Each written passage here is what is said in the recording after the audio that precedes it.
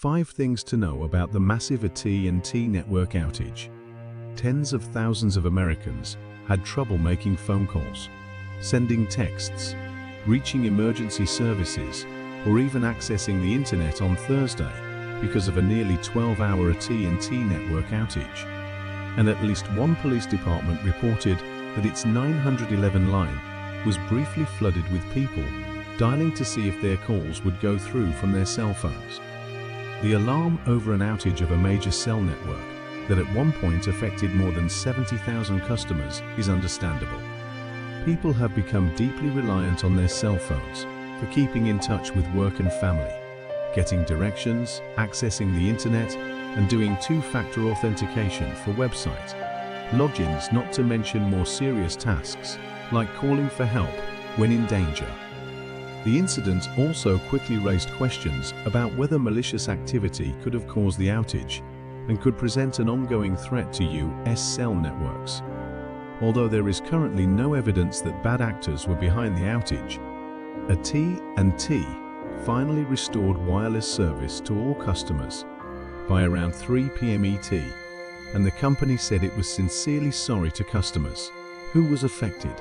If you're a Verizon or T-Mobile customer and don't have friends or family who use AT&T, you may not have noticed the issue on Thursday, as those rival carriers were not affected. But starting early Thursday morning, thousands of AT&T customers began reporting issues calling, texting, and accessing the internet on their mobile devices. At one point, more than 74,000 AT&T customers reported outages on digital service tracking site Down Detector.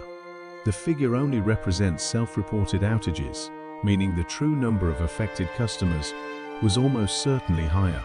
Prior to Thursday's incident, AT&T had encountered sporadic outages this week, including a temporary 911 outage in some parts of the southeastern United States. Although regional outages happen occasionally, prolonged nationwide outages are exceedingly rare. Within hours on Thursday, the number of customers affected by the outage began to decline, and by around 3 p.m. ET, the company said the issue had been fully resolved.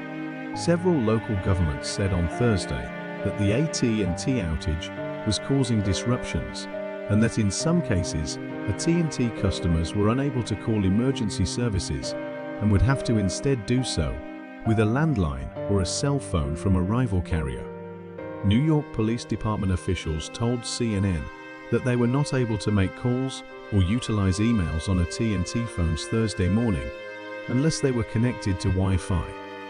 However, an AT&T spokesman said the company's FirstNet network remained operational despite the outage. FirstNet provides coverage for first responders, including police and fire departments, and is advertised as a more robust network than the AT&T commercial network. It uses a mix of its own infrastructure plus AT&T's broader network.